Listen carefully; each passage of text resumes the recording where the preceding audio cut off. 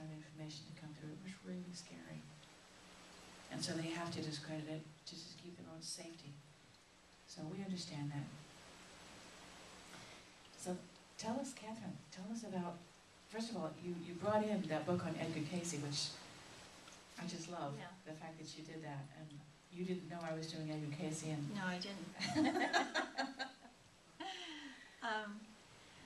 Well, the Akashic Records is kind of a section of the information that I'm interested in. I actually teach a whole training called Intuitive Energy Healing. But the intuitive part is what hooks into this. So it must have been 2-3 years ago, just like Reverend Danielle gets these little messages, I get this message, well, it's time to research that. And I didn't know where to look either. But the two books I was guided to were this one, which is called Edgar Cayce on the Akashic Records. So this would be the sessions that he gave where he actually referenced the Akashic Records. And this book is written by Kevin Todeshi, I think is how you pronounce it. Have you anybody read this one?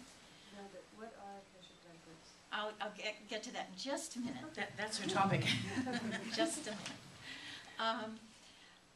I found the actual recordings of Edgar's sessions difficult to read. I don't know if you actually read some of them, but the editor here has great summaries at the end of every chapter. And so if you just look at each chapter ending, you'll get the essence of what Edgar said. The actual transcripts, the voices, they used very kind of esoteric voices. Archaic. And very archaic. And yeah, I mean, I have a quote here that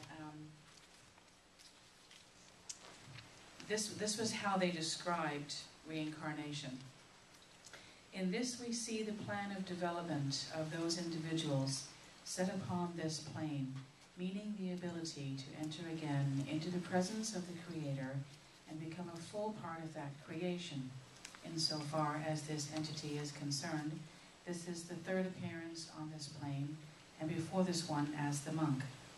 We see glimpses in the life of the entity now, as we're shown in the monk, in this mode of living. The body is only the vehicle ever of that spirit and soul that waft through all times and ever remain the same. Not really easy reading. Right. Did you get that? Little summary now. Thank you. That's exactly what it was so like. You need somebody like this to interpret it and put it into sort of plain English so that we can read it with ease without having to look at it 3 or 4 times to get it. So this was one direction that I came at, and I will define the records in just a minute. The other direction is good for people who have a mind that likes scientific information and data, and this is called Science and the Akashic Field. And there's an interesting connection between the Akashic Records and what people call the 0-point field, or the quantum field, or Greg Braden calls the matrix field. It's all interwoven. So, can I go ahead and just dive in here? Absolutely. All right. And Catherine has a wonderful article in the magazine that just came out on the Akashic Records. It just came out in our magazine, so you can pick that up and read that. And we have copies by the front door. So what I'm going to do today is just hit the very highlights of this article. So if you want more information, please pick this up and read it, and it'll kind of fill it in for you. But because time is short, and I thought it would be really fun if we had a short meditation where we actually ran over to the records and saw what we could find. Yeah, all right. We're an easy group. We're an easy group. Yeah, we're all in. So I'm just going to read this first definition for you, and then we'll talk about it for a minute. Often equated to a universal supercomputer system, the Akashic Records are a storehouse of all information for every individual who has ever lived.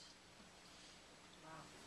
And that's all your lifetimes, all your genetics, all your thoughts, all your actions, all your feelings.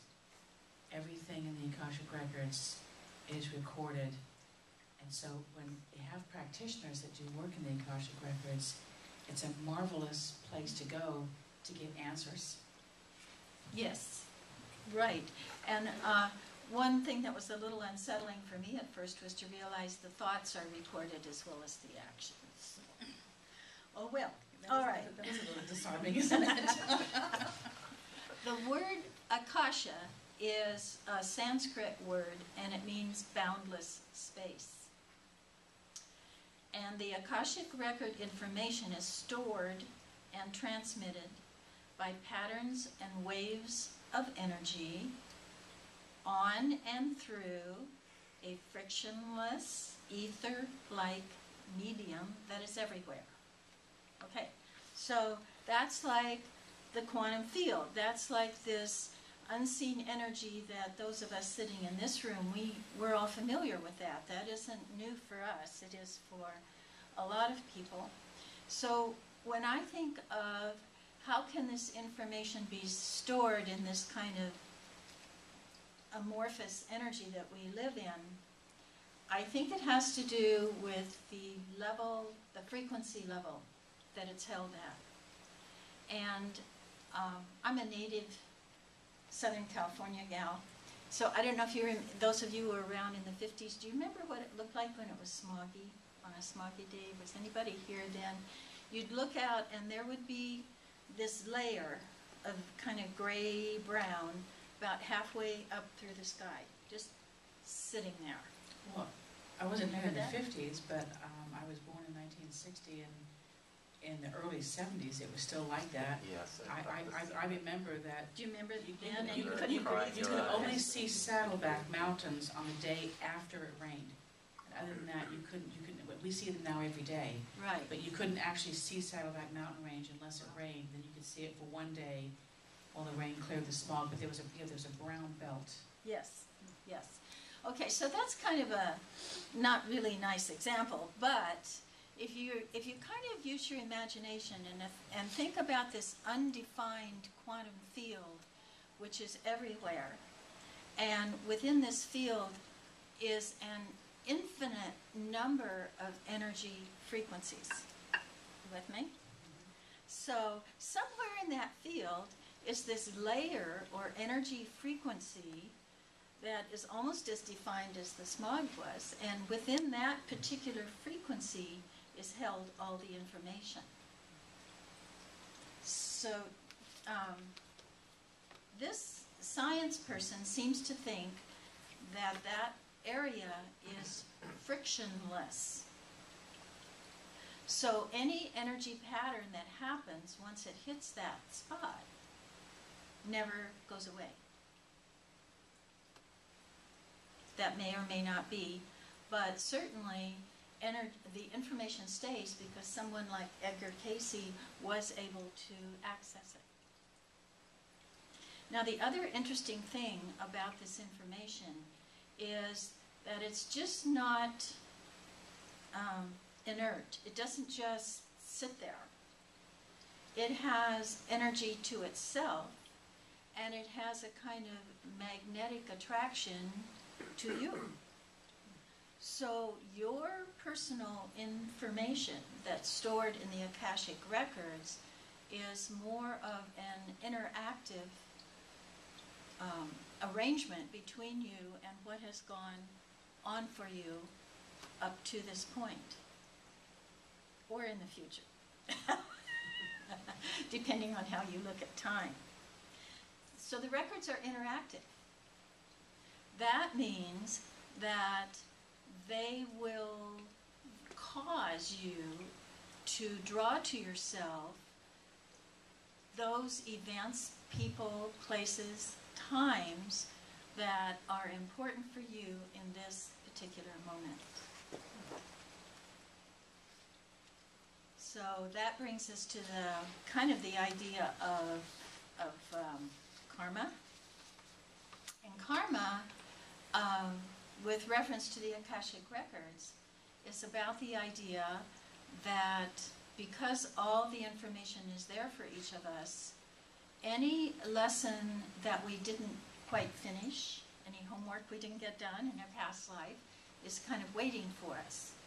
And so in this lifetime, we have the opportunity to have one of those lessons come forward for us perhaps to complete it or to finish a learning that we have about it, right? And in my training, I was trained at Psychic Horizons up in San Francisco back in the 80s. And in my training, I learned that we called them growth periods, that we would continually move through growth periods, first finishing one lesson, then another. Growth periods maybe typically last about 3 months, but depending on how eager we are to move through it, we can get through it in a day, or it can take years, depending on where we are with our willingness to change. So the karma for me is merely a process of us completing our own lessons. And to do that, we do attract to us people that we may have interacted with before. But karma, as far as I'm concerned, is not it's not dependent on the other person. Learning my lesson is totally dependent on what my choices are. Now that's why I find the Akashic records really interesting, because you can get information from the records and make new choices in this lifetime. So you don't have to keep repeating old patterns over and over. Maybe you've noticed you have a few. I certainly have noticed that I have a few. So the idea with going to the Akashic records then is to get information to help us in this moment, in whatever growth period we're in. The question is, how do I go there, right? How do I get that information? I teach a lot of classes in psychic development, and it's my opinion that everybody is psychic. Everybody has the, I'm not telling you anything you don't know here. Everybody has the ability to use all their psychic awareness, and everybody is capable of getting information from the Akashic records. It's like going into your own personnel file. Yes, yes, yes. And I really think that the easiest way to explain it is just for me to lead you through a meditation so that you experience it. Let's see, what else do I want to say here? I think the only trick, if there is a trick to it, to getting information is to be sure that your awareness is in your, what I would call, wise mind, or the observing mind, or your higher self mind, however you define it, and be sure that it's not your ego or personality or something that's wanting to run up there and find out you were king of Siam or something like that. We really have to stay in neutral when we go there and be open to the information. So be sure that you're in whatever part of you, whatever part you use that you know is your wise, neutral, higher knowingness. When I go to the Akashic records, I usually make a statement, and I hope that you will agree with this. I set the intention, show me whatever it is I need to know right here and right now that is the most important part of any growth period I'm going through right now. Whatever it is, right. Whatever it is, I need to know right here, show me. And then you kind of gulp a little bit. And you may need to brace yourself a little bit. But more importantly, it's just being open to know that whatever they show you, that it's going to be what you need in that moment, in that time. And it's nothing to be frightened of, because I can promise you that whatever gets shown to you, it's never, ever anywhere near as bad as we think. And that just being in that truth of seeing whatever it is we need to know, that's what sets us free. So when we get that power of being set free by knowing what it is. That's where Absolutely. the growth comes in. I think it's easier every time. Absolutely. So people talk about reading the Akashic records or going to the Hall of Records or the Hall of Books or whatever.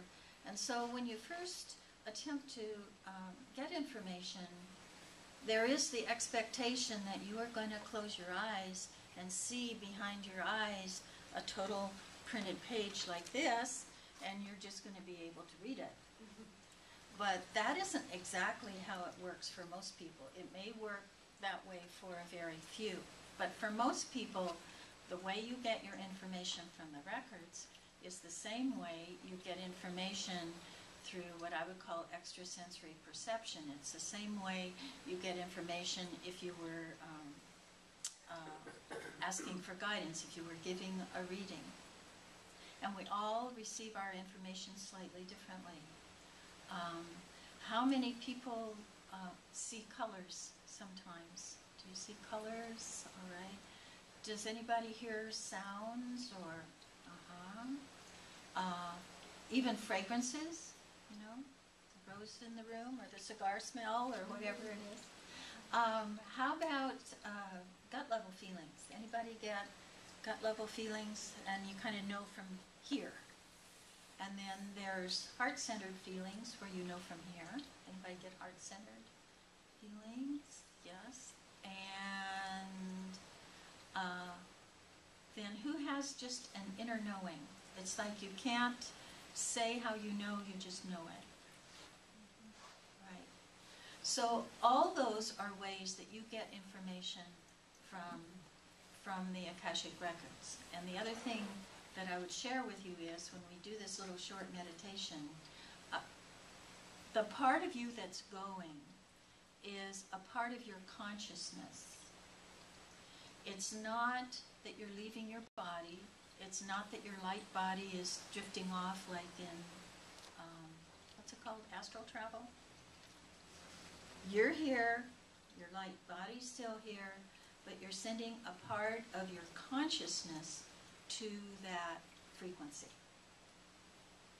The important thing is to remember to stay really well grounded while we do that. So it might take about 10 minutes. Do we have 10 more minutes? Is that okay with everybody? Okay, and Seth said he'd play a little music, just real soft, please. I love going to Akashic records. Well, while he's getting that set up, my actual favorite image when I go is I actually pretend that I have a book and that I'm sitting at some, library table. You know how they do the old libraries with the green shaded lamps and it's all very quiet. But when I open the book, the image I always use is Harry Potter reading the Riddle Diary. When he opens the book and this blast of light comes out. How many of you are familiar with that image in that movie? You know it? Okay, so you open the book and this wave of light comes out and that's what's carrying your information. This light is information. Oh, there we are. So that's carrying your information. So let's just play with this, see what happens. When I do mine, I imagine an actual library, and I imagine myself going up the stairs. I imagine double doors opening, and I come into a foyer, and there's all these books around, and the most important one that I need is the one that will float down and open and then go in front of me. But what it does for me is it helps me visualize that there's all these records, but the most important one is the one that will come off the shelf and just come in front of me, and that's what I need to know today. That's something that will help me today more than any other piece of information in there. That would be great. Okay, so begin by closing your eyes. And just focus on your breathing. That's it. Breathe evenly and smoothly. And then let the rhythm of your breathing help you gently move into a deeper relaxation. And you can just feel the energy in your body shifting a little bit.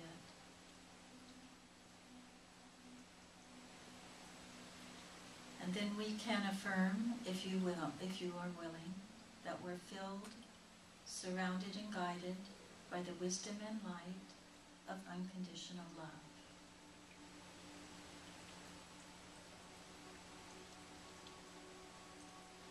And if you're inclined to, you might invite one of those beings that helped Edgar Casey find the records, assist you now.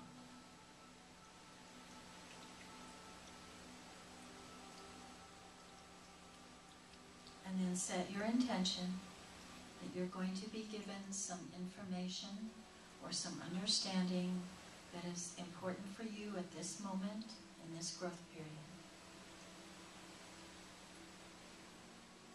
If you have a particular question or concern, you can think about that for just a moment.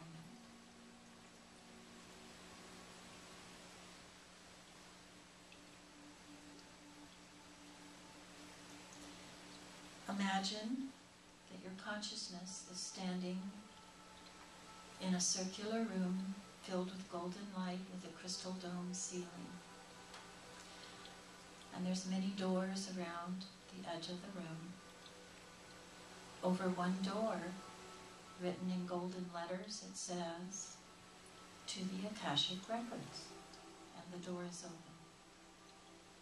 Standing beside the door is your special being of highest love and light who will go with you, guide you, and assist you. So you walk through the door and you find yourself on a pathway of light. It slopes gently upward. The light is very bright, but it doesn't hurt your eyes, and your guide is with you. As you continue up the path, you begin to notice beautiful colors around you, wonderful landscapes. You may hear wonderful sounds, you may hear music. Continuing on the path of light, you eventually come to a building that you know is the Hall of Records, the Akashic Hall of Records. And you and your guide enter. And it may look exactly how Reverend Danielle described it, or it may. You may be looking at a scene. You may be actually in the scene. You may be seeing other events or people. Notice what you are experiencing.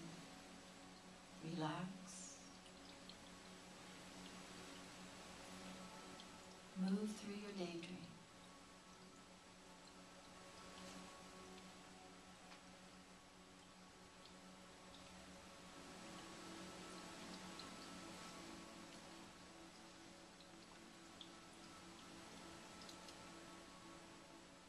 I'm going to take a little time with this. Explore your daydream.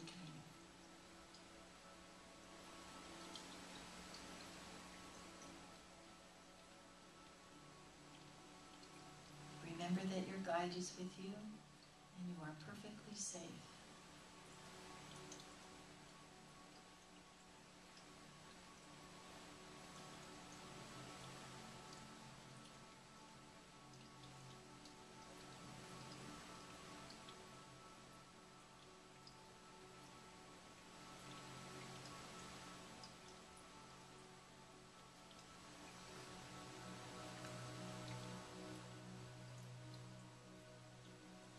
Now you may want some more information, and if you need to ask for more information, you just turn the page in your book and allow a new wave of light and energy to flow through you.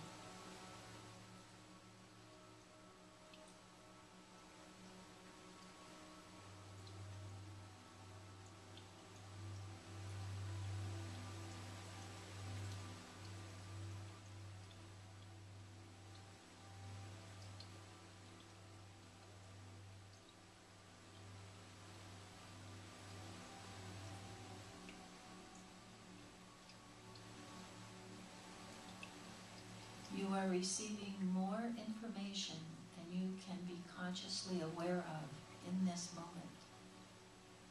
Much more information. It goes deep within you, and you easily recall it at a later time.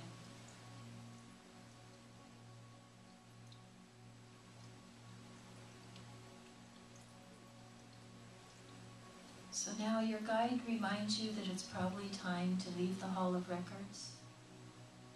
You know you can return, so you close the book. Either give it back to the librarian or let it float back to its place on the shelf.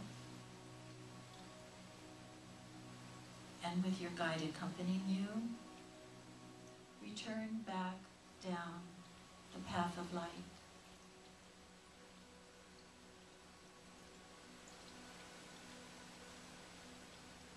Until you find yourself back in the circular room with the crystal dome ceiling. Your guide talks to you for a moment, helping you to understand what you have experienced. And your guide touches you right on your forehead, so you will remember.